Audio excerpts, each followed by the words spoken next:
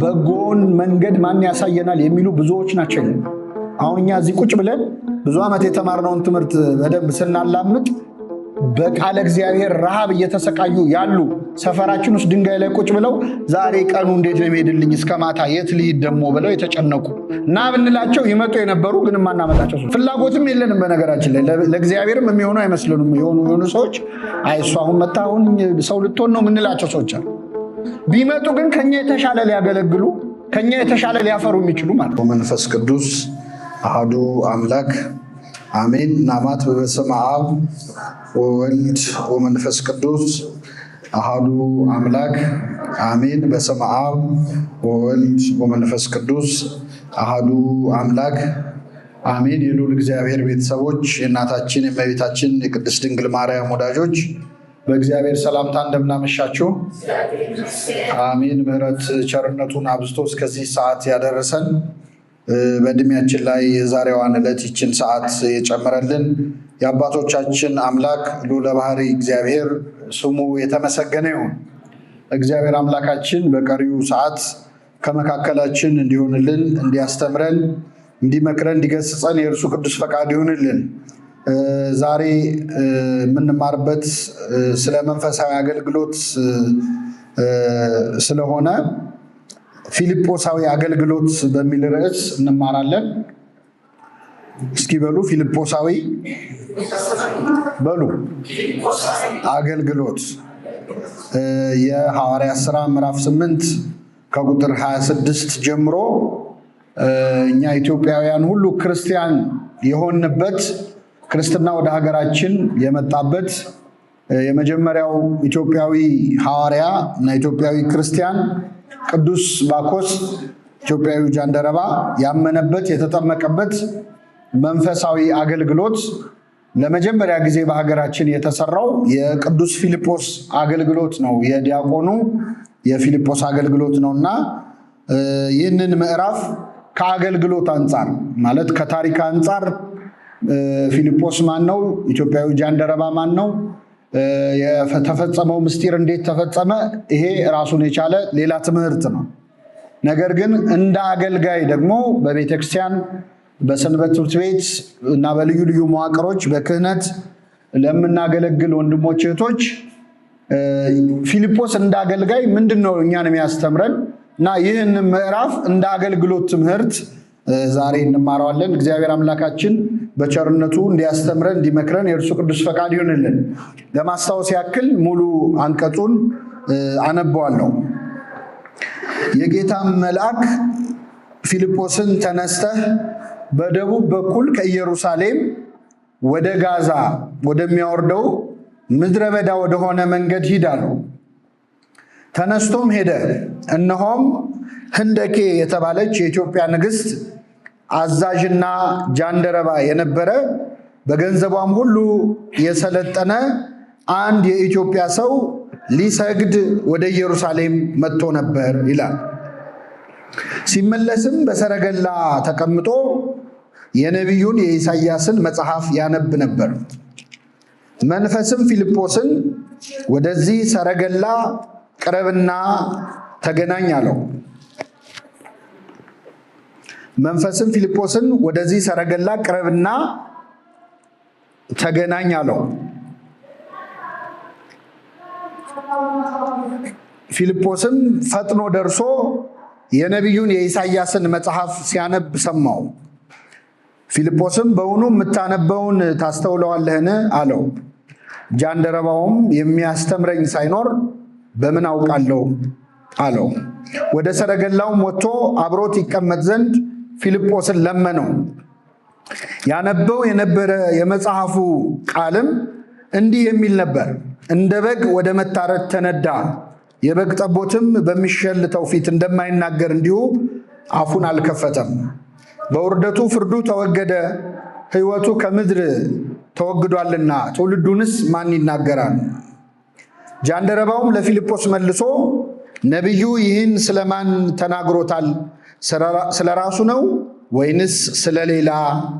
እባክህ ንገረኝ አለው። ፊልጶስም አፉን ከፈተ። ከዚህም መጽሐፍ ጀምሮ ስለ ኢየሱስ ወንጌልን ሰበከለት። በመንገድም ሲሄዱ ወደ ውሃ ደረሱ። ጃንደረባውም እነሆ ውሃ እንዳልጠመቅ የሚከለክለኝ ምንድን ነው አለው። ፊልጶስም በፍጹም ልብህ ብታምን ተፈቅዷል አለው። መልሶም ኢየሱስ ክርስቶስ የእግዚአብሔር ልጅ እንደሆነ አምናለሁ አለ። ሰረገላውም ይቆም ዘንድ አዘዘ።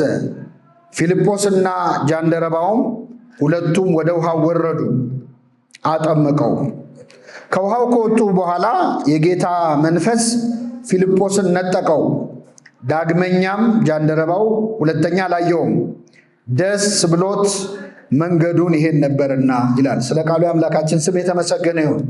እንግዲህ ይህ አሁን ያነበብነው ክፍል የሀገራችን ኢትዮጵያ ክርስቲያን ለመሆኗ እኛም አሁን በዚህ ስፍራ እዚህ ለመሰብሰባችን ምክንያት የሆነ የአንድ ኢትዮጵያዊ የጥምቀት ታሪክ ክርስትናን የተቀበለበት ታሪክ ነው።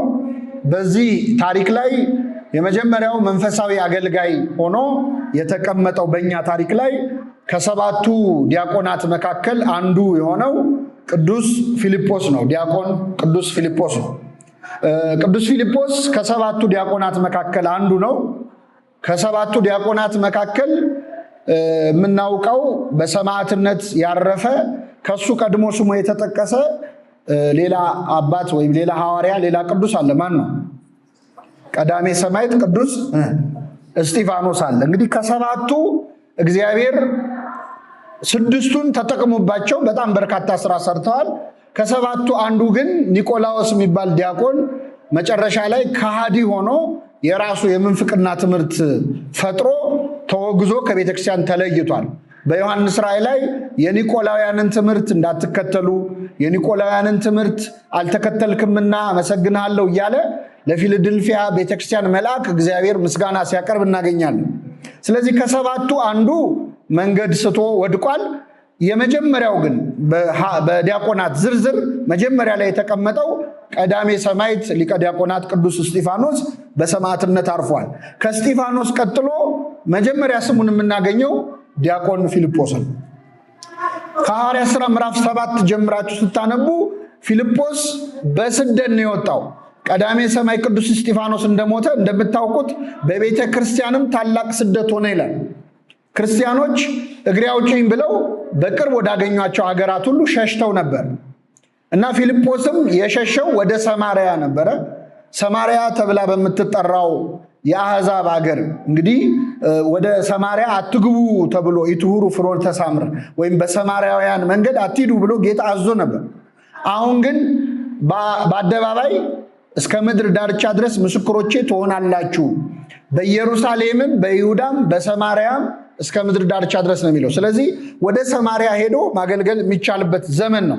ክርስቶስ ፈቅዷል። ስለዚህ ፊልጶስ ወደ ሰማርያ ሄዶ ሰበከ። በጣም ብዙ ክርስቲያኖችን አፈራ፣ አስጠመቀ። ከዛ ዝናው ገነነ። በጣም ዝነኛ ሆነ፣ ተወዳጅ ሆነ። ልክ ዝናው ሲገን እግዚአብሔር ይበቃል፣ አሁን ደግሞ ወደ ምድረ በዳ ሂድ አለው ይላል። ወደ ምን ሂድ? እግዚአብሔር ክብራችን፣ ዝናችን በተለይ በመንፈሳዊ አገልግሎት የምንመሰገነው ምስጋና፣ የምንወደደው ተወዳጅነት ከመጠን እያለፈ ሲመጣ ከርኅራኄው የተነሳ ያስቆመዋል። ምክንያቱም ሰው ወይም ፍጡር ምስጋና መቋቋም አይችልም። ከሆነ በላይ ስንመሰገን ራሳችንን እንረሳለን፣ የተነሳንበትን እንረሳለን፣ ራሳችን ያደረግነው ይመስለናል። እግዚአብሔር በእኛ ተጠቅሞ የሰራውን ስራ እኛ የሰራ ነው ይመስለናል። ስለዚህ አስቆመ ማለት ነው። በሰማርያ ዝነኛ ሲሆን ይበቃሃል አለውና አሁን ደግሞ ወደ ምድረ በዳ ሂድ አለው። የመጀመሪያው ገና ምዕራፉን ማንበብ ሳንጀምር ፊልጶስ እሺ ብሎ ከዝና ካለበት ክብር ካለበት ከሰማርያ ወደ ምድረ በዳ ሄደ ማለት።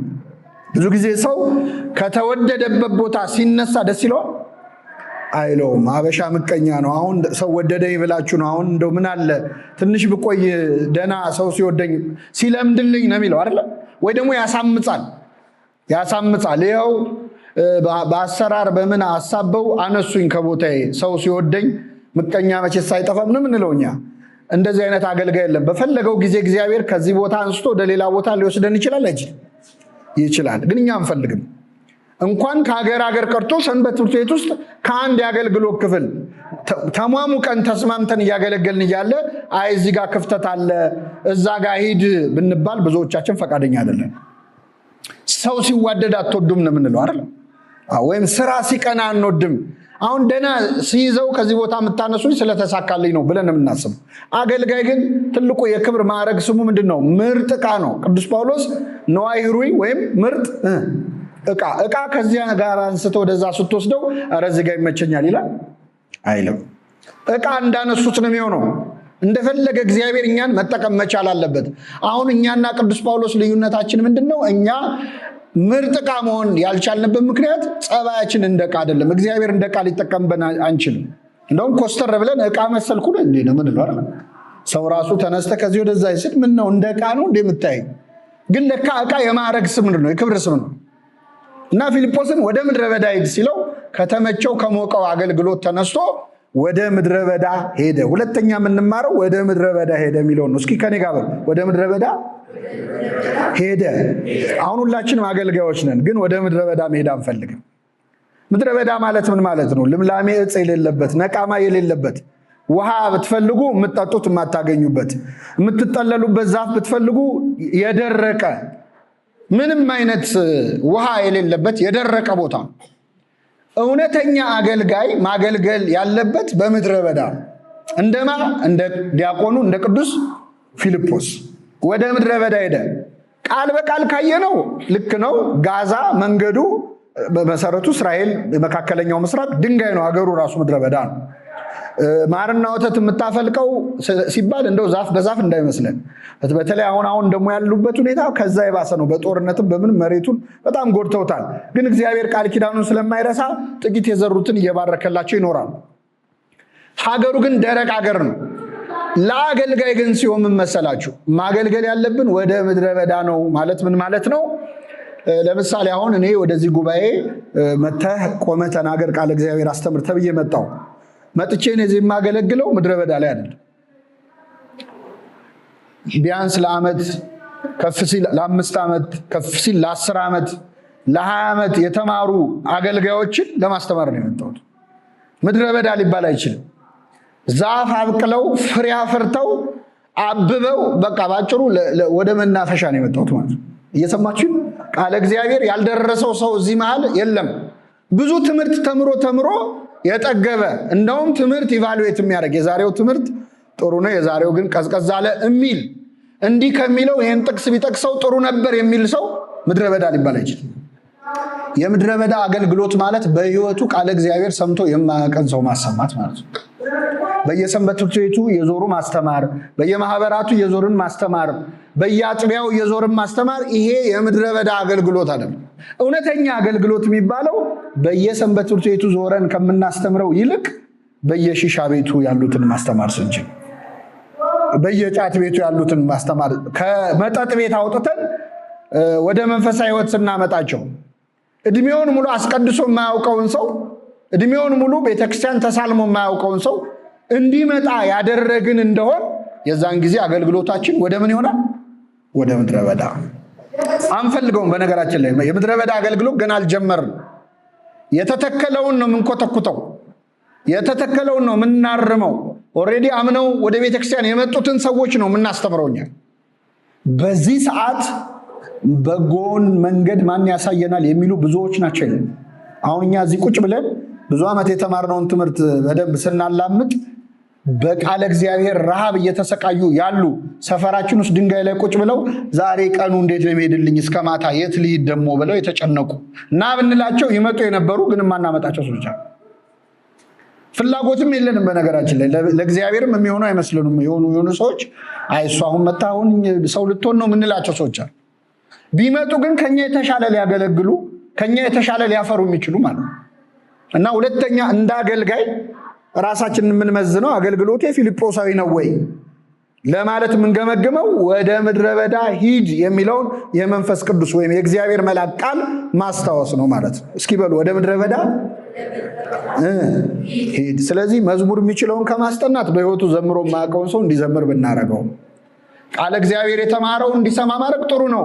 ግን የሚበልጠው ሰምቶ የማያውቀው የተጠማ አለ። በትንሽ ቃል እግዚአብሔር ልቡ የሚሰበር ሰዋል። እኛው ለምደን እንግዲህ ጴጥሮስ አይታቸዋል። ዶሮ ሲጮ ሰምቶ ነው አይደል ያለቀሰው? ዶሮ ሲጮ ሰምቶ ንስሐ ገባ።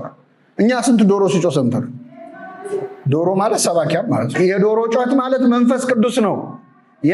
በነቢያት አድሮ የተናገረው መንፈስ ቅዱስ ነው በወፍ የተመሰለው። የዶሮ ጩኸት ንስሐ አስገባው። እኛ ግን የዶሮዎቹን አጫጫ እያወዳደረ አቤት የዛሬው አጫጫ በጣም ትንሽ ሰዓቱን ደግሞ ባያረዝመው የዛሬው ደግሞ እያለን ቅኔ ላይ ነው ያለ ነው ማለት ነው። ይሄ ሆስፒታል ውስጥ ያለ ባክቴሪያ አለ መድኃኒት የማይጠቅመው ማለት ነው። ቃል እግዚአብሔር ከመስማት በዛም። ስለዚህ ሁለተኛ እውነት እያገለገልን ያለነው አገልግሎት ያላመኑትን ወደ ማመን የሚያመጣ ነው ወይ? አዲስ ክርስቲያን መቼ ነው የምናመጣው? ቅዳሴ ላይ የስንት ዓመት ጻው ንዑሰ ክርስቲያን ብለን ቀደስን። እኔ በህይወቴ ጻው ብዬ ስቀድስ ንዑሰ ክርስቲያን ሲወጣ ይቻላል እስከ ዛሬ። መቼ ገብቶ ነው የሚወጣው? መቼ አሳምነን አምጥተን ነው? መቼ ተጠምቆ ነው የሚወጣው? ጻው እንዳልንቀረን ቤተክርስቲያን ጻውን የሰራችው እኮ አሳምነ አምጥተ ቅዳሴ ላይ ታቆመዋለህ። ስለዚህ መሃል ላይ ቁርባን ሊሆን ሲል ውጪ አቆየው ብላ ነው የሰራችው ስርዓቱ እንጂ እንዲያምር ዜማው አይደለም። አንድ ቀን በህይወታችን አንድ ሰው ያመነ ሳናመጣ ያላመነ ሳናሳምን ሳናስጠምቅ ወደ ምድረ በዳ ሳንሄድ መናፈሻ ላይ ብቻ ማገልገል በጣም ከባድ። ስለዚህ ፊልጶስን ወደ ምድረ በዳ ሂድ ያለ የእግዚአብሔር መልአክ ሁላችንም ይበለን። በእውነት በቅዱሳኑ ምሪት ነው። በነገራችን ላይ መልአኩን ያዘዘው። መላእክት የሌሉበት ቅዱሳን የሌሉበት አገልግሎትም አይሰምርም እና ወደ ምድረ በዳ ሂድ፣ በኢየሩሳሌም ወደ ጋዛ ወደሚያወርደው ምድረ በዳ ወደሆነ መንገድ ምን ወደሚለው ወደሚያወርደው ይላል። ወደ ቁልቁለቱ ሂድ ይላል። ወደ ሞት እየሄዱ ወዳሉ ሰዎች ሄደ አስቆማቸው። እየወረዱ ያሉ በፍጥነት እየሄዱ ያሉ አሉ። ስለዚህ ሄደ አስቆማቸው። እግዚአብሔር እሞት ያለችን ነፍስ ጠፋ ያለችን ነፍስ እንድንመልሳት ይፈልጋል። ሂዱ አምጡልኝ ይላል። ማንን ልካለው? ማንስ ይሄድልናል ሲል እኮ ሰምተ ነው። እግዚአብሔር እንደ ፊልጶስ የሚታዘዘው አገልጋይ ይፈልጋል። ፊልጶስ ተነስቶ ሄደ ይላል። እነሆም ህንደኬ የተባለች ንግስት አዛዥና ጃንደረባ የነበረ በገንዘቧ ሁሉ የሰለጠነ አንድ የኢትዮጵያ ሰው ሊሰግድ ወደ ኢየሩሳሌም መጥቶ ነበር። እስቲ በሉ ሊሰግድ ወደ ኢየሩሳሌም ወጥቶ ነበር።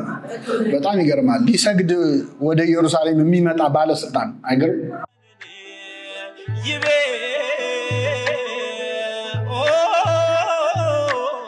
ጃንደረባው ግን ምን ሊል ሄዶ ነበር?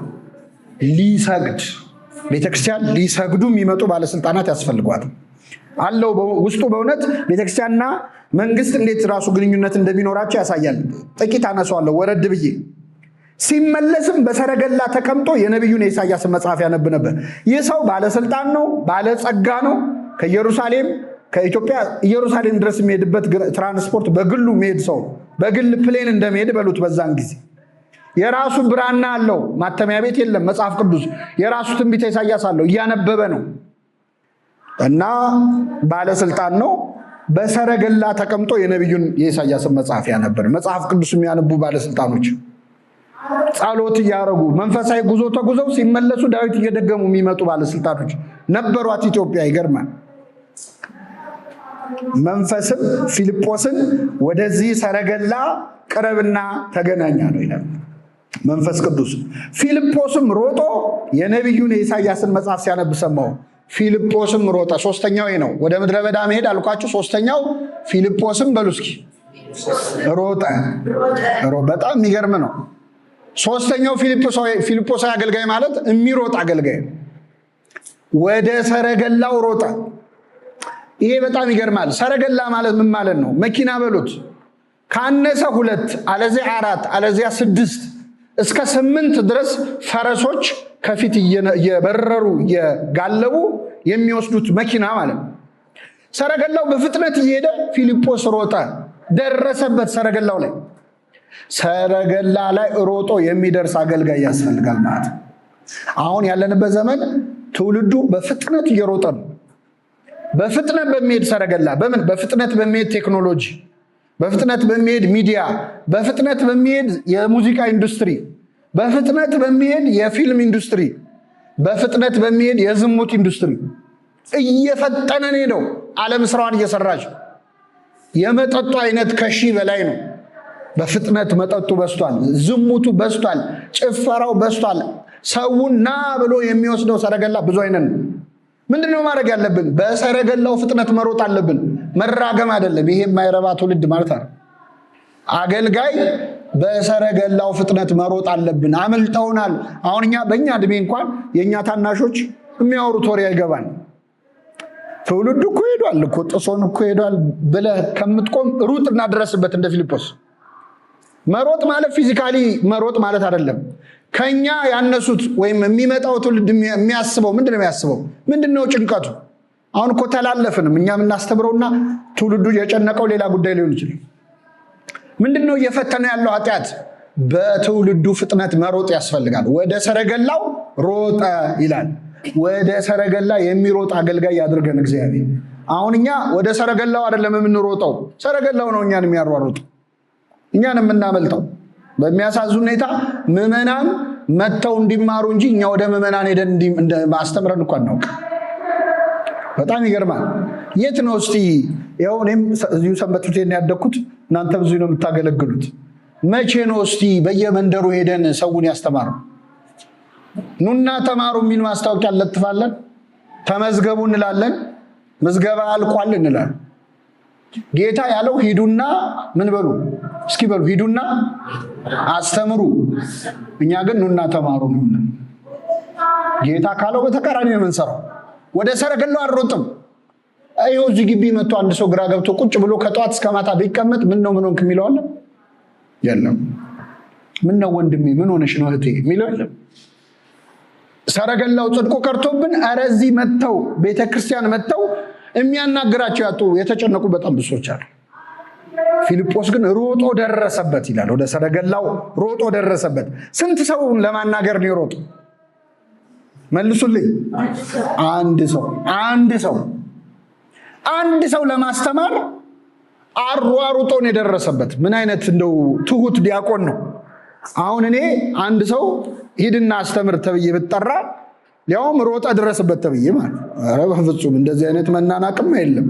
ከፈለገ ሮጦ ይምጣ አይደል እንጂ እኔ ሮጬማ አላስተምርም። ክብሬን ጠብቄ ነው ማስተማር የምፈልገው። እንደዚህ ነው የኛ አገልግሎት። ሮጦ ደረሰ። ልቡ እስኪፈርስ ሮጦ ሰው ለማዳን፣ አንድ ሰው ለማዳን። አሁን ለአንድ ሰው እኛ መች ምን እናስባለን?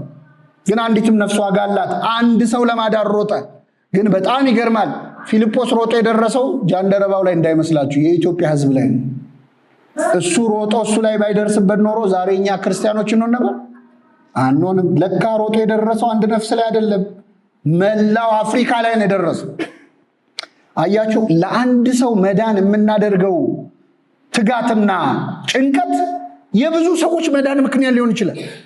ለአንድ ሰው የሚነገረው ቃል እግዚአብሔር በጣም ብዙ ሰዎች እንዲድኑ ምክንያት ሊሆን ይችላል። እኛ አሁን አንድ ሰው ከሆነ ዋጋ የሌለው ይመስላል። ግን ለካ አንድ ሰው ላይ የምትደክሙት ድካም ብዙ ሺህ ሰዎች ጋር ሊደርስ ይችላል። እና ወደ ሰረገላው ሮጦ ደረሰበት፣ አንድን ሰው አናገረ ማለት ነው። ይሄ በጣም በጣም አስገራሚ ነው። ከዛ ደረሰና ምንድን ያደረገው? ወደ ሰረገላው ቀረበና አናገረው ጃንደረባው። ፊልጶስ ሮጦ የነቢዩን የኢሳያስን መጽሐፍ ሲያነብ ሰማውና በውኑ የምታነበውን ታስተውለዋለህን አለው ይላል። እስኪ በሉ የምታነበውን ታስተውለዋለህን? አዎ ጠየቀው። ጃንደረባውን ጠየቀው። ሲጠይቀው ምን አለ? እርሱም የሚመራኝ ሳይኖር እንዴት ይቻለኛል?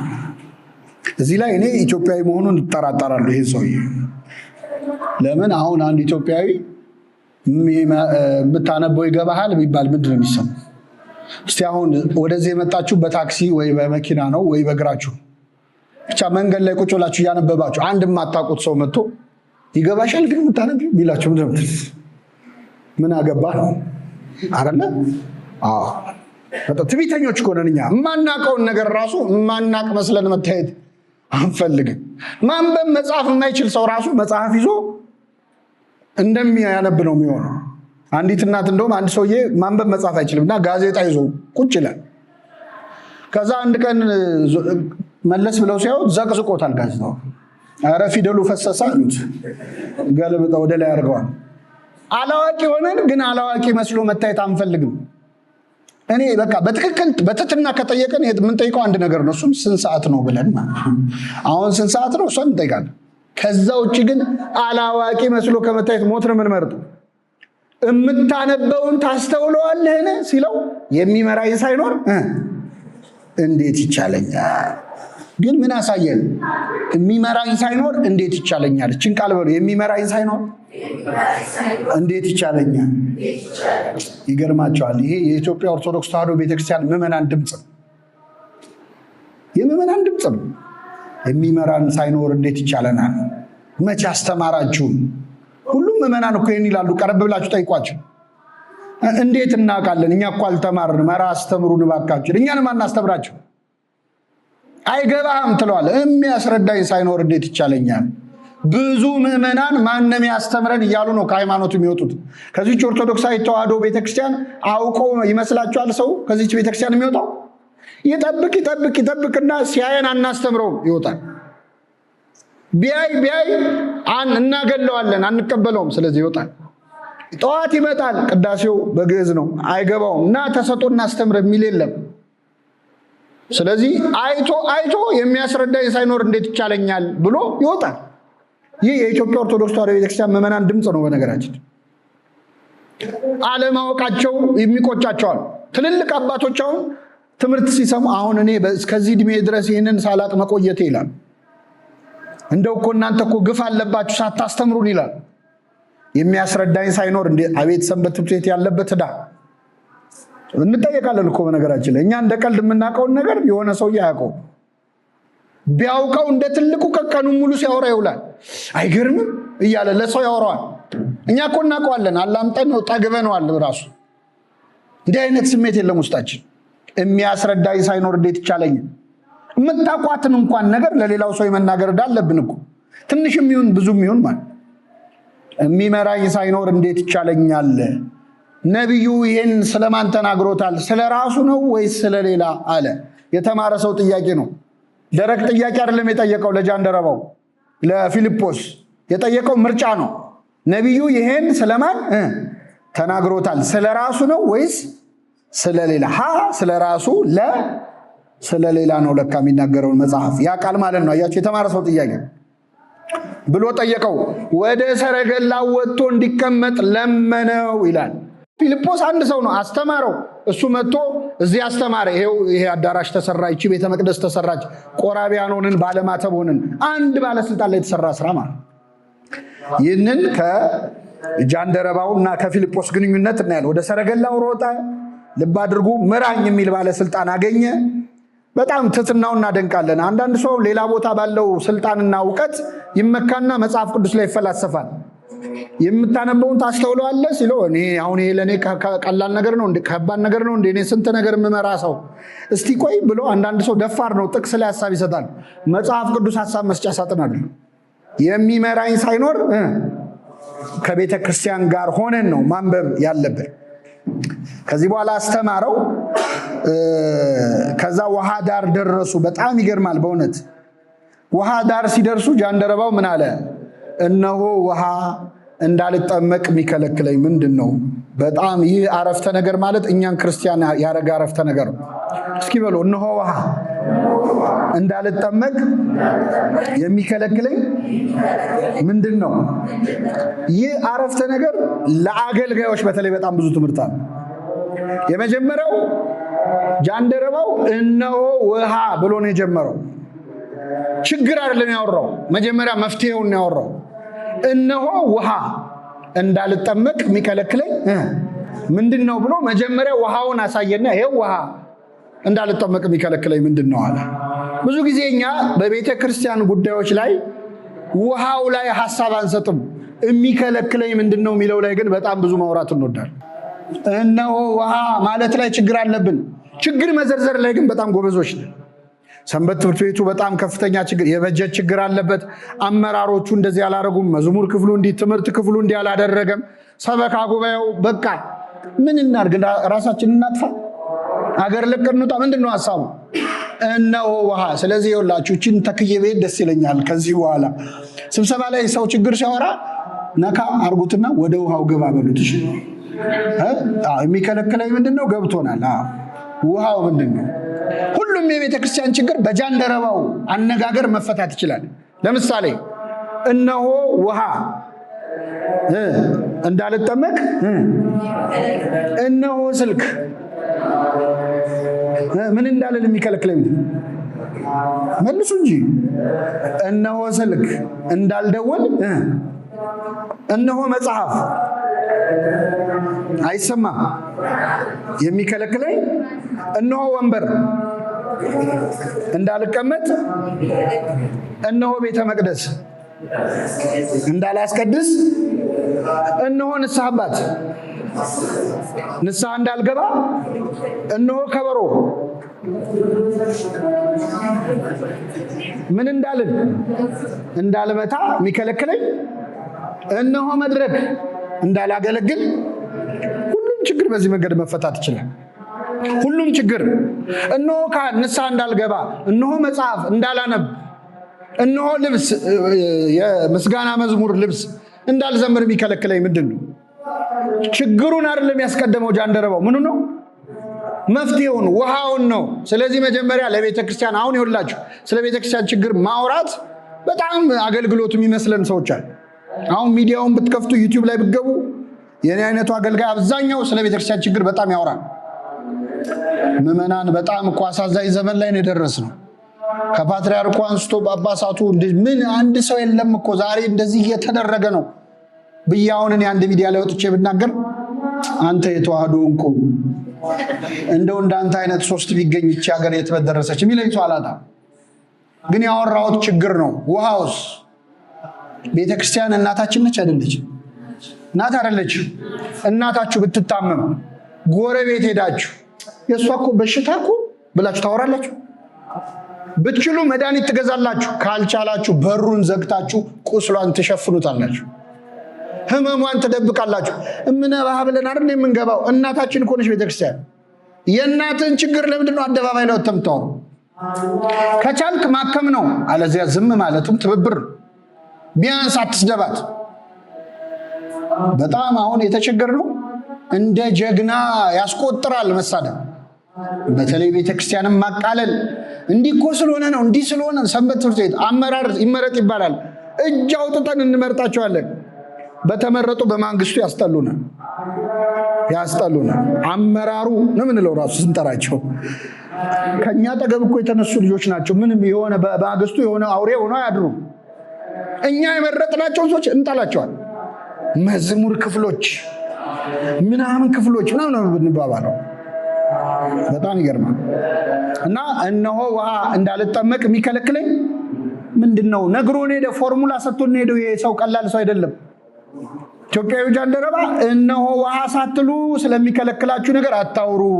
መጀመሪያ ውሃው ላይ ተነጋገሩ፣ ከዛ ወደ ስራው ትመጣላችሁ። ችግሩ ከመፍትሄው አይቀድምም አይበልጥም እያለ ነው።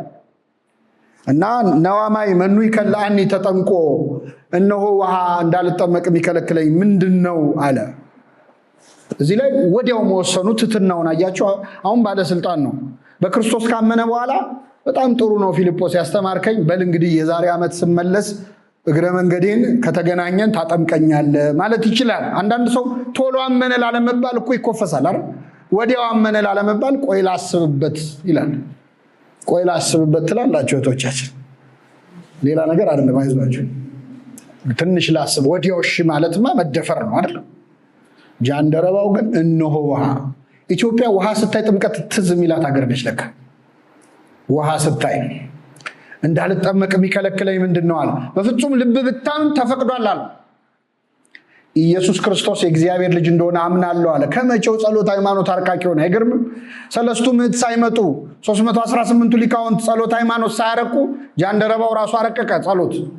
ኢየሱስ ክርስቶስ በሉ እስኪ የእግዚአብሔር ልጅ እንደሆነ አምናለሁ። እኛ በራሳችን ጸሎት ሃይማኖት እየተጠመቅን እኛን ይዛ ነው እንጂ ይህች ሀገር በጣም የሚያኮራ ታሪክ ነው ያላት። ራሷ ፈረንጅ መጥተው ሚሽነሪዎች መጥተው አይደለም ኢትዮጵያን ያሳመኗት። ራሷ ሄዳ አንብባ ብሉይም ላይ ሐዲስም ላይ ለግምገማ ነው ሄደችው ኢየሩሳሌም። ንግስተ ሳባም ሄደችው ሰሎሞን እንደተወራለት ጠቢብ ነው ወይስ ተጋኖ ነው እስቲ ቼክ ላድርግ ብላ ነው ሄደችው። አየችውና እውነትም ጥበብ አለው የሰማው ዝና እውነት ነው አለች። ኢትዮጵያ እንደዚህ አይነት በቃ ራሷን ያከበረች ሀገር ሄዳ ገምግማ ለዛሬ ተሳክቶላል የምትል ሀገር ነች። ጃንደረባውም ሄዶ ክርስቶስን አግኝቶ መጣ። ነዋማይ መኑ ይከላኒ ተጠምቋል። ወዲያው አጠመቀው። ዲያቆናት አያጠምቁም፣ ኤክሰፕሽናል ነው። ኢትዮጵያዊ ጃንደረባ ግን ለመዳን ያለው ጉጉት ዲያቆኑ ፊልጶስ እንዲያጠምቀው አደረገ።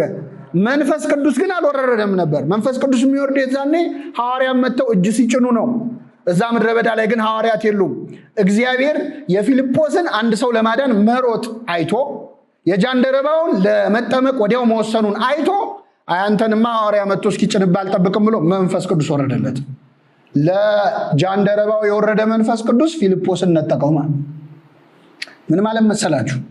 ዲያቆን ነው፣ ምዕመን ነን። አሁን እኛ የቤተክርስቲያን ችግር በምን አቅማችን እንፈታለን እንዳትሉ፣ እግዚአብሔር ሰው ለማዳን ያላችሁ ፍላጎት በጣም ካላችሁ ስልጣን በላይ እንደሆነ ሲያይ እግዚአብሔር እጁን ያስገባል። ስለዚህ ምዕመን ሆናችሁ ጳጳስ የማይሰራውን ስራ ልትሰሩ ትችላላችሁ። ዲያቆን ሆናችሁ ከቄሱ በላይ ልትሰሩ ትችላላችሁ። ዋናው ሰው የማዳን ፍላጎታችሁ። ፊልጶስ ዲያቆን ነው። አዎ ዲያቆን ነው፣ ግን ሐዋርያ ሆኖ በጣም ብዙ አዳነ። በጣም ብዙ አዳነ። እግዚአብሔር አገልግሎታችንን የሚያሰምረው ምን ሲሆን መሰላችሁ?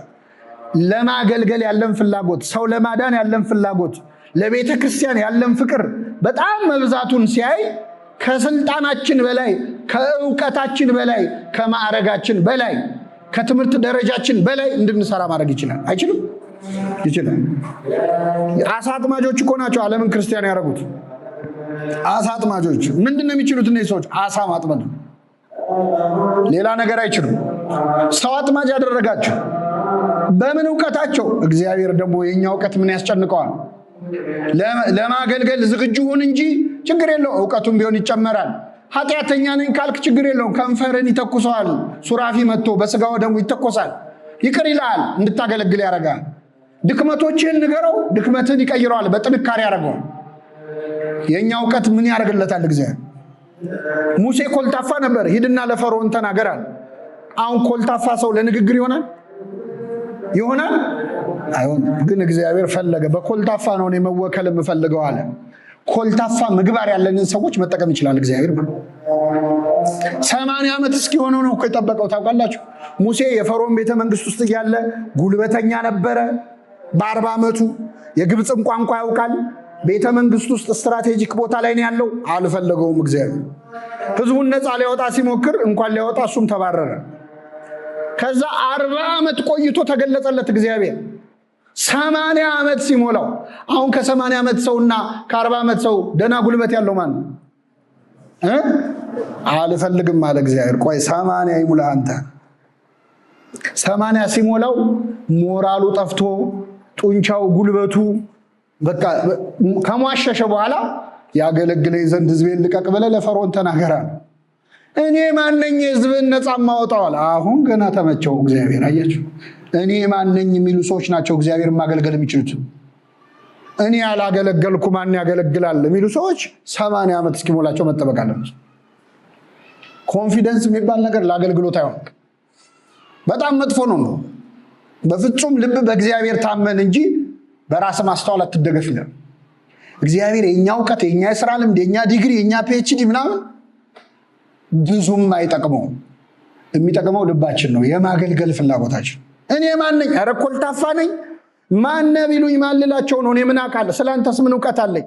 እኔ እውቀት የለኝ፣ ምግባር የለኝ፣ ጸጋ የለኝ የሚል ሰው በቃ አሁን እግዚአብሔር ለአገልጋይነት ይመርጠዋል ማለት ነው። እንችላለን እኛ ስንት ነገር የምናውቅ ሰዎች። አሁን ይሄ ለእኛ ሙዝ መላጥ እኮ ነው፣ ቀላል ነው ካልክ ሙዝን ትልጣለህ፣ ግን አታገለግል። እግዚአብሔር እችላለሁ በሚሉ ሰዎች ስራ ሰርቶ አያውቅም። ስራ ሰርቶ አያውቅም። በደካሞች ቅኔው ይገርማል። አንዳንድ እግዚአብሔር የሚመርጠውን ነገር ይገርማል። ኮልታፋውን ተናጋሪ አደረገው። ኤልያስ በተራበ ጊዜ ምግብ አቅራቢዎቹ ጠዋትና ማታ እየመጡ የሚያቀርቡለት ቁራዎች ነበሩ። እየሰማችሁ ካልጠፋ አስተናጋጅ እግዚአብሔር ማንን የመረጠው? ቁራውን። እስቲ እንደው እንዴት ነው አስተናጋጅ የሚሆን? ደግሞ የሚያቀርብለት ስጋ ነው። የቁራ ዋነኛ ምግቡ ምንድን ነው? ስጋ። ቁራ ማለት የሚበር ጅብ ማለት ነው። ሆዳም እንደሱ ስጋ የሚወድ የለም። እግዚአብሔር ከፈለገ ግን በጠዋትና ማታ ቁርስና ራትን ቁራ እንዲመግብ ማድረግ ይችላል። ማለት ከሆዳሞች ነጥቆ ሊያበላህ ይችላል። በጣም ይገርማል። ይሄ ስላልገባን ነው በነገራችን ላይ አገልግሎታችን በጣም የሚደክመው። እኛ የምንሰራው ይመስለናል። እኛ የምንሰራው ሲመስለን እኛ እንደማንሰራው እስኪገባን ድረስ አገልግሎቱ አይሳካም። የተሻለው እንደውም እባክህ አገልግሎቱን አንተ አስምረው ማለት የጀመርን እንደሆነ እና ፊልጶስን ከስልጣኑ በላይ እንዲሰራ እግዚአብሔር ፈቀደለት። ከአቅማችን ከእውቀታችን በላይ እንድንሰራ ማድረግ የሚችለው ማን ነው? እግዚአብሔር ነው። ይሄ እኛ መሀል አይደል እንደ ያደገው እነዚህ እዚህ ገሊላ አይደሉ እንዴ ይህን ቋንቋ እንዴት ቻሉ የሚባሉ አገልጋዮች የሚወጡት በትህትና ብቻ ነው። ኧረ እኔ ለእኔ ቀላል ነው ካልክ ቀላል ሆነ ትቀራለህ። ይሄ በጣም የሚገርም ነው። በጣም የሚደንቅ ነው። የፊልጶስን የማገልገል ጸጋ እግዚአብሔር በቸርነቱ ያደለን። በጣም የሚገርመው ፊልጶስ ወደ ጃንደረባው ከመምጣቱ በፊት የነበረው የት ነው ብያችኋለሁ? ረሳችሁት? የት ነው የነበረው? ሰማሪያ። ሰማሪያ የሄደው ለምንድን ነው? ከየት ነው የመጣው? ከኢየሩሳሌም። ከኢየሩሳሌም በምን ምክንያት ነው የመጣው? አቤት። አይ በምን ምክንያት ወጡ? ክርስቲያኖች በምን ምክንያት ተሰደዱ? ቅዱስ እስጢፋኖስ ምን ስላለ? ስለዚህ በስደት ነው የወጣው። ጃንደረባውን ሲያገኘው ግን ስለዚህ ጉዳይ ያነሳው ነገር አለ የለም። ለምን መሰላቸው ይህን የምለው? ሐዋርያት ሥራ ምዕራፍ 7 ላይ በቤተ ክርስቲያን ታላቅ ስደት ሆነ፣ የተበተኑት ሁሉ ወንጌልን እየሰበኩ ዞሩ ነው የሚለው። እስኪ በሉ በቤተ ክርስቲያን ታላቅ ስደት ሆነ። ታሪኩ የሚጀምረው ቤተ ክርስቲያን ስደት ላይ ነች። ክርስቲያኖች እየተገደሉ ነው። የዛኔ የተገደለባቸው የተሳደዱ ክርስቲያኖች ሁሉ ወንጌል እየሰበኩ ዞሩ ይላል። ቤተ ክርስቲያን ላይ መከራ ሲመጣ የአገልግሎት ማቆም ሀሳብ ያለው ሰው አለ። አሁን ምን ስብከት ነው? አሁን በዚህ ጊዜ ቤተ ክርስቲያን ስደት ላይ ሆና የምን ስብከት ነው የሚል ሰው አለ። የምን መዝሙር ነው የሚል አላሉ። ቤተ ክርስቲያን ስደት ላይ ሆና ሲሰብኩ ነበር። አንድ ሁለተኛ ጃንደረባውን ሲያገኘው ችግር አላወራለት። አሁን ጃንደረባው ሲያገኝ ምንድን ነው የምታነበው? አይ ትንቢተ ኢሳይያስ። አይ ምን አንተ እንደ በግ ለመታረድ ተነዳ ትላለህ። አሁን የእኔ ጓደኛ አብሮ አደጌ እስጢፋኖስ የሚባል በድንጋይ ቀጥቅጠው ጣሉት ቢለው ጃንደረባው እነሆ ኃይላ ሰረገላውን ቶሎ አፍጥኑት ነው የሚለው አይደል?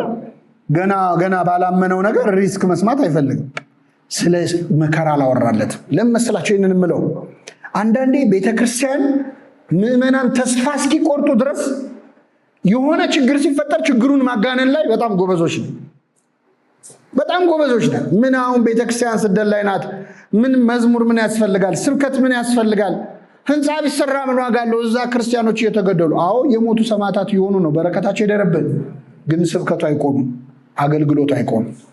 እንደውም ክርስቲያኖች የሰማዕትነትን ዘመን የቀደሙት ክርስቲያኖች ዘመነ ሰማዕታትን ለአገልግሎት ነው የተጠቀሙበት። ሩቅ አትሂዱ። ግብፃውያን 21 ክርስቲያኖች የተገደሉበትን ታሪክ አይታችኋል አይደል? ከዛ ከነሱ በኋላ ደግሞ ኢትዮጵያውያንና ኤርትራውያን ደገሙት፣ ሰማዕታት ሆኑ። አሁን ያለንበት አዳራሽ የምን ሰማዕታት አዳራሽ ነው የሚባለው? የሊቢያ ሰማዕታት። በረከታቸው ይደርብን። ግን እኛ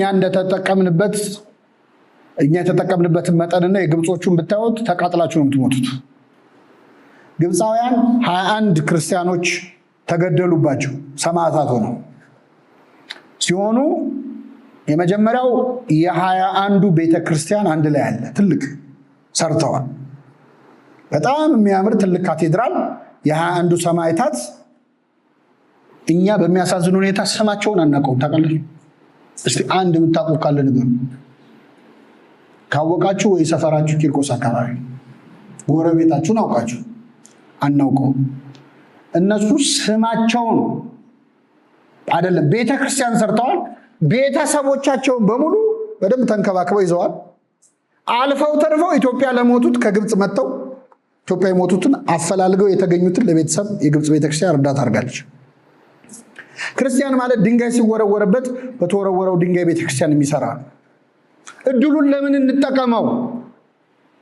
ብለው እና በጣም የገረመኝ አንዱ ሰማዕታት ከሞቱት መሃል ባሏ የተገደለባት እሷ ነፍሰ ጡር ናት፣ ልትወልድ ቀርባለች። ባሏ ሰማዕት ሆኖ ሞታ እና ምን ይሰማሻል በባልሽ አሟሟት ስትባል ምንድን ያለችው? የገደለውን ሰውዬ ባገኘው እጁን ስመዋለሁ፣ እኔን የሰማዕት ሚስት ልጄን የሰማዕት ልጅ አደረገልኝ አለች። ክርስትና ማለት ይሄ ብቻ ራሱ ተሰምቶ ሰውን ክርስቲያን ያደርጋል። ለምንድን ነው የምንላችሁ? በየጊዜው ቤተክርስቲያን ክፉ ነገር ይገጥማታል። ለምን? የክርስቶስ አካል ነቻ። በዓለም ሳላችሁ መከራ አለባችሁ፣ አይዟችሁ እኔ ዓለምን አሸንፌዋለሁ። ዓለም ቢጠላችሁ አትደነቁ፣ ከእናንተ ቀድሞ እኔን ጠልቶኛል ብሏል ጌታ። መስቀል ላይ ተናዞልን ወደኛ ያሻገረው ይህ ጽዋ ከኔ ትለፍ ያለው መከራ ነው። ቤተክርስቲያን ሁሌ መከራ ላይ ነች። ግን መከራዋን ለአገልግሎት እኛ አንድ መዝሙር አልዘመርንም ለነሱ። የሊቢያ ሰማዕታት መዝሙር የምናውቀዋል የለም። ፊልጶስ ግን ወንድሙ ተገሎ ጃንደረባውን ሰብኮ እኛን ክርስቲያን አረገ። ኧረ የምን ስብከት ነው? እኔ የገዛ ወንድሜ ሞቶ ሊስቱ ላይ ደግሞ ሁለተኛ እሱ ነው፣ ቀጣይ እኮ እኔ ነኝ ብሎ ቁጭ ማለት ይችላል።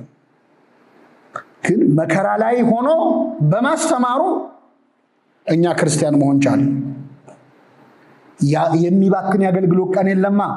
እኛ ስንዝረከረክ፣ እኛ ንዝላል ስንሆን የሆነ ሰው ይድን የነበረ ሳይድን ያድራል። አገልግሎት ማለት እንደዚህ ነው። ጥድፊያ ያስፈልገዋል። አሁን በጣም የአገልግሎት ጊዜ እናባክናለን። አመራር ወይ ሰንበት ትምህርት ቤት አገልግሎት ላይ እንሰበሰባለን። ስብሰባ ስራ ለመስራት ማስተካከያ ነው እንጂ ራሱ ስብሰባው ራሱ አገልግሎት አለ። ተሰብስበን አውርተን ምናምን በቃ ይሄን ጉዳይ እስቲ እስከ ሳምንት እናስብበት ብለን ሳምንት ሙሉ ከርመን በሳምንቱ እንመጣለን። 6 ቀን ካለፈ በኋላ በሰባተኛው ቀን ተገናኝተን የባለፈው ስብሰባ አጀንዳ ምን ነበር እስቲ ትዝ የሚለው እንባባል። እኔ እናንተ ለሁለተኛ ጊዜ ስብሰባ ላይ እስክንገኝ እኮ የፈጀነው ጊዜ እግዚአብሔር ዓለምን ፈጥሮ የጨረሰበት ነው። በ6 ቀን በ6 ቀን አይደል የተፈጠረው? እግዚአብሔር ሰማይና ምድርን በሰራበት ቀን እኛ አንድ ጉዳይ መቋጨት አቅቶን ይሄ ቆይ ትንሽ ይጠና እንላለን። ደግሞ ራሳችንን ስንሸነግል ማለት ይታሰብበት፣ ረጋ ብለን እናስብ። ምንም አናስበውም እኮ ስንወጣ ደርሷል። አላገጥን እኮ አገልግሎት ላይ። ትክክለኛው አገልግሎት ዳዊት ያለን ነው። ለዓይኖቼ እንቅልፍ በሉ እስኪ ለሽፋሽፍቶቼ እረፍትን አልሰጥም። ለያዕቆብ አምላክ ማደሪያ እስካገኝ ድረስ አለ። ለያዕቆብ አምላክ ለእግዚአብሔር ማደሪያ የሚሆኑ ነፍሳትን ወደ ቤቱ እስክናመጣ ድረስ፣ ቤተክርስቲያንን ችግሮቿን እስክንፈታ ድረስ ለዓይኖቻችን እንቅልፍ ለሽፋሽፍቶቻችን እረፍት መስጠት የለብንም። እንቅልፍ መታጣት አለብን። ለአገልግሎት የሆነ ሰዓት መቀነስ አለብን። ትዝ ሲለን አይደለም እናገለግል። በጣም ይገርማል። ለአንድ ሳምንት እንደዛ ብናገለግል ስንት ችግር እንደሚፈታ። እጃችሁ ላይ ያለውን ጉዳይ መልስ ለመስጠት አትዘጋጁ። ለምን አልሰራውም እንዲህ ስለሆነ ለማለት ነው ብዙዎቻችን ዝግጁ ሆነን የምንመጣው። እሱን ተውት። እግዚአብሔር ፊት ብትጠየቅ አትመልስም። ፊልጶስ የሮጠው ሩጫ አይሰማችሁ? እስቲ ለአንድ ሳምንት እንሩጠው። እኛ ለአንድ ሳምንት እንደው ለቤተ ክርስቲያን አገልግሎት እዚህ አዳራሽ ውስጥ ያለነው ሰዎች ዓለምን ክርስቲያን ለማድረግ በጣም ብዙ እንደሆነን ታውቃላችሁ። ዓለምን ክርስቲያን ያደረጉት ስንት ሰዎች ናቸው? እኛ ስንት ነን? 100 ሞላለን። ስለዚህ እኛ ሌላ 3 ፕላኔት ሁሉ እንበቃ ነበር። ግን እኛ የሰፈራችን ልጆች እንኳን ማምጣት አልቻለም። ለምን? ከነሱ የሚያመልኩትን ነው እኛም የምናመልከው አይደለም። ግን እነሱ ጋር ያለ የአገልግሎት ቅናት የለም። እኛ እርስ በርስ ምናምን እንጨቃጨቅኛ። በጣም የሚገርም ነው። እና ፊልጶስ አንድ ሰው ሆኖ የሰራው ስራ ነው። በሰማዕትነት ዘመን አስተምሮ ሰው ማዳን መቻሉ እጅግ እጅግ በጣም ትምህርት የሚሰጥ ነው። ጥቂት ነገሮች ሊጨምርላችሁና አጠቃልላለሁ። ፊልጶሳዊ አገልግሎት ከሚለው ትንሽ ያራቁ የተወሰኑ ሐሳቦች ልንገራችሁ። ብዙ ጊዜ እኛ እድሎቻችንን አንጠቀምም። ጌታችን መድኃኒታችን ኢየሱስ ክርስቶስ ምን አለ? ቀን ሳለ የላከኝን ስራ ላደርግ ይገባኛል። ለምን? ማንም ሊሰራባት የማይችላት ሌሊት ትመጣለችና አለ። ቀን ሳለ የላከኝን ስራ ላደርግ ይገባኛል። ዓለም እየጠበበ ነው የሚመጣው ለቤተ ክርስቲያን አገልግሎት። ከትናንት ዛሬ እንደውም እድሉ አለን። ሶሻል ሚዲያ ምናምን የተለያዩ ፕላትፎርሞች አሉ፣ እንሽለካለን። ሐዋርያት አሁን ይህን ቢያገኙት ስንት ስራ ሰርተው እኛ እንሰዳደብበታል። ብዙ የሚያሰራ ዘመን ነው። ብዙ እድሎች አሉ። ትናንት መጽሐፍ ለማንበብ ለላይብረሪ ይዞራል። አሁን ስልክ ላይ ታገኘዋል። አሁን አንባቢ ነው የጠፋው፣ መጽሐፉ አይደለም የጠፋው። ከትናንት ብዙ እድሎች አሉ። ግን ደግሞ ከትናንት የጠበቡ ነገሮች ሊኖሩ ይችላሉ። ዘመኑን ዋጁ የተባለው ይሄ ነው። በዘመኑ ተዋጁ አይደለም፣ ዘመኑን ዋጁት። ክርስቲያኖች የነበራቸውን እድል ካልተጠቀሙ እድል የማይኖርበት ዘመን ይመጣል። ምንድነው ያለው ጌታ? ቀን ሳለ የላከኝን ስራ ልሰራ ይገባኛል። ማንም የማይሰራባት ሌሊት ትመጣለች። ለምሳሌ እዚህ ደብር እያለን በምናገለግል ሰዓት ብቸኛ አዳራሻችን ይህች አዳራሽ ነች። አሁን መማር ብትፈልጉ መማሪያ ቦታ ስንት አለ? 4 አለ። አሁን እየተማሩ ነው። አራቱም ላይ አይደለም። 4ቱ ባዶ ቦታዎች ያስጠይቁናል ማለት ነው። በአጭሩ ያስጠይቁናል። ልክ ቦታው ሲስፋፋ የኛ ስራ አብሮ ማደግ አለበት። በፊት በቦታ ማጣት የቀሩ አገልግሎቶች አሁን ቦታ አለ ከተባለ ባዶ አድርገን እንድታሞቀው አይደለም፣ እንድትሰራበት። እንደዚህ አይነት የአገልግሎት ቁጭት ከሌለን አሁን እኛ ካላገለገልን፣ አሁን ካላስተማርን እንዴት ነው የሚሆነው? ሰው እኮ ጠፍቶ እያለቀ ዓለም መናፍቃን ሰው ማስካዳቸውን አላቆሙም። 24 ሰዓት ይሰራሉ። ሰይጣን ወደ ዘፈን፣ ወደ ጭፈራ፣ ወደ ስካር ሰው መውሰዱን አላቆምም። እኛንን ወደ ንስሐ መውሰድ ያቆም ነው እና በጣም እጃችን ላይ ወደቀችና ቤተክርስቲያን በእውነት የትልቅ ቤተክርስቲያን ትንንሽ ልጆች ስለሆነ በጣም ብዙ ችግሮች ከቁጥጥር ውጭ ሳይወጡ ማስተካከል እየቻለን እኛንን ከቁጥጥር ውጭ የምናወጣቸው። ልክ ሲወጡ ሰልፍ እንወጣለን። ተገፋን ምናምን የሚል የ3 ቀን ጉባኤ እናዘጋጃለን። ከዛ እንረሳዋል። ጌታ ግን ምንድን ያለው? ቀን ሳለ የላከኝን ስራ ላደርግ ይገባኛል። ማንም ሊሰራባት የማይችል ሌሊት ትመጣለችና። ሌሊት የተባለው እንግዲህ እንደዚህ ነው ይላችሁ። ብዙዎቹ የቤተክርስቲያን ችግሮች መፈታት ሲችሉ የተባባሱ ናቸው። አሁንም እጃችን ላይ ያሉ ችግሮች አሉ፣ ግን ስለ መፍትሄያቸው አናወራ። ቀላል ምሳሌ ልስጣችሁ። ለምሳሌ ህገወጥ አጥማቂያን ችግር ይታያል በቤተክርስቲያን። በእኛ እድሜ ላለፉት 10 ዓመታት 15 ዓመታት 20 ዓመታት 30 ዓመታት ይሄ ችግር ነበር አልነበረም? ነበረ። የቤተክርስቲያንን ህግ የጣሱ የማጥመቅ አገልግሎት የሚሰሩ ሰዎች ነበሩ። በእነዚህ 30 ዓመታት እኛ የቤተክርስቲያንን ህግ የጠበቀ የማጥመቅ አገልግሎት እንዲሰጥ የሰራ ነው ስራ ምንድን ነው? ምንም። እነሱም ዳሽሟጥጥም 30 ዓመት ሆነ። ከዛ ሲያየው ሰይጣን ይሄ ነገር ፖቴንሻል አለው፣ ለምን እነሱ ቁጥራቸውን አላበዛውም ብሎ እነሱ እየበዙ መጡ። መፍትሄው ላይ ካልተሰራ ችግሩ ላይ ይሰራል ሰይጣን። ዘማሪያን በጣም ተበላሽተው ምንፍቅና ምናምን ውስጥ የገቡ የበጠበጡን ነበሩ። እኛ በተለይ ልጅነታችንን ያበላሹ ዘማሪያን ነበሩ። አሁን መናፍቃኑ ነው። እግዚአብሔር ይመልሳቸው። እነሱን መዝሙራቸው ልክ እንዳልሆነ ብዙ ቦታ ሄደን ብዙ ተናግረናል። መዝሙሩ ስርዓቱን አልጠበቀም ብለናል። 10 ዓመት 15 ዓመት ይሄን አድርገን እኛ ስርዓቱን የጠበቀ መዝሙር ስንት ሰራ? የለም። ስለዚህ አጀንዳ ሰጪው ሰይጣን ይሰጠናል፣ እኛ እዛ ላይ እንራኮታለን። አጥንት ይወረወርልሃል፣ እሱ ላይ እንደ ጉንዳን ትርመሰመሳለህ። አንተ የምትወረውረው አጥንት የለም ለዓለም። ገብቷችኋል አይደል? ብዙዎቹ ስራዎች አልተሰሩም። እቅድም የለንም በነገራችን ላይ። ለዛ ነው እኔ አሁን እንደው ነቃቃል በሚል ነው እንጂ መቼስ ለሁሉ ጥፋት እናንተ ተጠያቂ ሆናችሁ አይደለም። ግን ቢያንስ የጥፋተኝነት ስሜት ሊሰማን ይገባል። እኔ ነኝ ማለት አለብን። በነገራችን እኔ ነኝ ችግሩ ማለት አለብን። እኔ የሚገባኝን ስላልተወጣው ነው። እኔ የሚገባኝን ከተወጣው ሌላው ባይወጣም የኔ ራሱ ለቤተክርስቲያን መድኃኒት ሊሆን ይችላል አይችልም? ይችላል። ሁሉም በሩን ቢያጸዳ እንደሚባለው ማለት ነው። ስለዚህ የቤተክርስቲያን አገልግሎት ክፍት ነው። ዝም ብለን አናላዝን። በጣም ብዙ ከሰራን ትንሽ ይባርከዋል። ትንሹ ስራችንን እግዚአብሔር ይባርከዋል።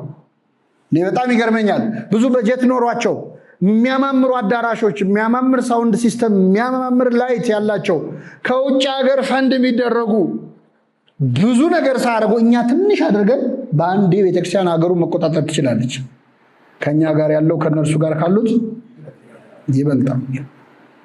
የሚያምር አዳራሽ አላቸው፣ የሚያምር ሳውንድ ሲስተም አላቸው። ክርስቶስ የለም። በቃ ባጭሩ ክርስቶስ የለም።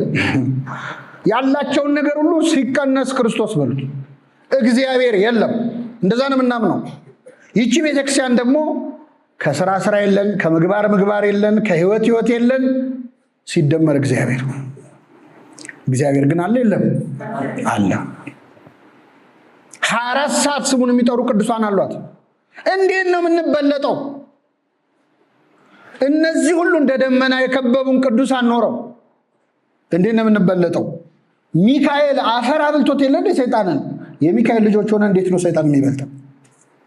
እንዴት ነው የሚበልጠን? ማሰብ አለብን እኮ። እንዴት ነው ሰይጣን እየተሳካለት እኛ ማይሳካል? ሰይጣን ሰው እያጠፋ እኛ ሰው ማዳን ያቃተን ለምንድን ነው? ሚካኤል አጠገባችን ሆኖ ማለት እንዴት ሌላው ምንም ማያስብ ሌላ በጀት ምናምን አይደለ። የሚካኤል ክንፍ ብቻ ይበቃል። ጠላውን ቢጥል ይበቃል። እንዲህ በሃይማኖት ያገለገልን እንደሆን ስራ ሲሰራ ታያላችሁ በእውነት። እና አሁን እግዚአብሔር ተቸገረ እኮ። አንደኛ አናምንበትም፣ አንሰራም፣ አንጠይቀውም። ኧረ ይሄ ነገር እንዴት ይሁን አንልም። ጭራሽ አሁንማ እንደውም እንደ መናፍቃኑ ለመሆን የሚሞክሩ ሰዎች አሉ። ይሄዋቸው እነሱን የሚሉ ኧረ እኛ ብዙ የሚታዩ አሉ። አሁንማ ጭራሽ ፓስተር ገሌ ለኦርቶዶክስ መሰከረ። ምን አውቆ ነው የሚመሰክሩ? መጀመሪያ ይማር ይጠመቅ፣ 1-3 ዓመት አፉን ይዝጋ፣ ከዛ በኋላ ነው ክርስቲያን የሚሆነው። በጣም እኮ ተንቀን አስናቅናት ቤተክርስቲያን። ስለዚህ ሁላችሁ እጃችን ላይ ያለው ነገር በጣም ብዙ ነው። እኔ ቅድም ምህላ ነበር፣ ዕጣን ነበር አይደል? አሁን ዕጣን የሚሸጥ ሰንበት ትምህርት ቤት ብዙ ስራ መስራት ይችላል። ጸሎቱና ትምህርቱ ከበዛ ብዙ ስራ መስራት ይችላል። ዕጣን የማይሸጥ ሰንበት ትምህርት ቤት ነው በሽታ የሚሆን። የማያስቀድስ ሰንበት ተማሪ ነው መጨረሻ በሽታ የሚሆን። ብዙ ወንጌል የማይማር መማሪያ ደብተር የሌለው ሰንበት ተማሪ ስሙ ሰንበት ተማሪ ሆኖ ደብተር የለው እንዴት ይሆናል? ደብተር የሌለው ተማሪ አቱም ትማራለህ ወይ ነው። አንዳንድ ሰንበት ትምህርት ቤት ሆኖ የማይማራል። አንዲት ልጅ ዱባይ አንድ ሾፌር በጣም ነግሮኝ እንደው በጣም ነው የተገረምኩት። እዚህ ሰንበት ትምህርት ቤት ታገለግል የነበረች ልጅ ዱባይ ትሄድና ሃይማኖት ትቀይራለች፣ መናፍቅ ትሆናለች። እዚህ የምታገለግለው ያዌ ቤተክርስቲያን ነው። እና ልጁ የዛ የታክሲ ሾፌር ነው።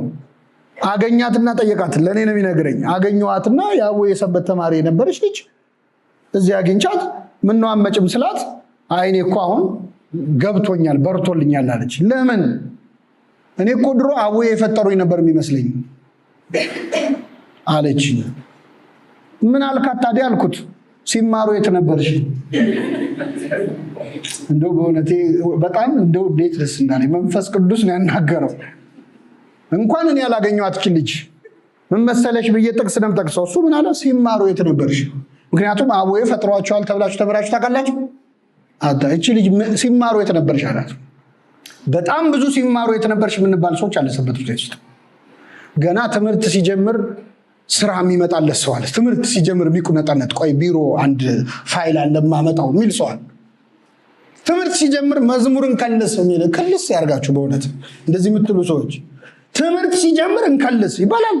ምንድን ነው የምትከልሱት? መዝሙሩን አንዴ እንከልሰው 40 ጊዜ እኮ ዘምረዋል። ላለመማር ማለት ነው። ስራ አይታየ ያንቀሸቀሸናል። ቆይ አንዴ መጣው ስልክ ወጥተን ሲያልቅ ትመጣል። ጸሎት እየተደረገ ቁጭ ሚል ሰው አለ። ጸሎት ልክ እየተጀመረ ጸሎቱ እንደው ላለመሳተፍ ማለት ነው። ሲያልቅ ልገባ በቃ እንደዚህ ነው ይወላል። በሚመጣው ዓመት የሚያምድ ዘንድሮ ሱሪውን ዝቅ ያደርጋል ይባላል። ጸሎትና ትምህርት የጠላ ሰው ነገ መጨረሻ የት እንደሆነ እና ሲማሩ የት ነበርሽ የተባለችው ልጅ ማለት። ስለዚህ እንደዛ ያደረግን እንደሆን ትንሽ ጸሎት ጨምሩበት። የኛ እውቀት ምግባር ምናምን ተውት። ትንሽ ኧረ ተው እባክህ በሉት። ምን የመሳሰሉ ጸሎቶች እኮ ያሏት ቤተክርስቲያን ነች። ከዛ ታያላችሁ እኛን ያየ ሰው ከዛ በኋላ አገሩን ነው ማደበላለቅ ብትችሉ የኛ ቤተክርስቲያን ሁሉም የሚያምርባት ቤተክርስቲያን ነች። ታውቃላችሁ ትንሽ ሰርታ ብዙ ማዳን የምትችል።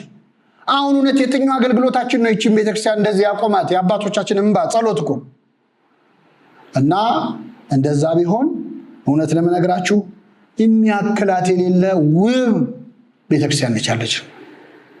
በጣም የምትገርም ቤተክርስቲያን ዓላማ ይዞ እንደሚሄድ ሰራዊት የምታስፈራ ይቺ ማናት ያለው ስለ ኢትዮጵያ ቤተክርስቲያን ታስፈራለች እኮ ግርማ ተቃጥላ ታስፈራለች። ይቺን ቤተክርስቲያን ይዞ እንደው በእውነት በጣም ይገርማል። እኛ እጅ ላይ ጣላት እንጂ ብዙ ነገር ነው ሌሎች ቢያገኟት የሚሰሩባት። የታሪክ፣ የቋንቋ፣ የስዕል፣ የዜማ ምን ማለት ሁሉ አይቅርብኝ ያለች ቤተክርስቲያን ነች። የሌላን ነገር የለም። ቢቸግራቸው አላያችሁ? መስቀል አደባባይ ከበሮ ይዘው ሲጃጃሉ አላያችኋቸው?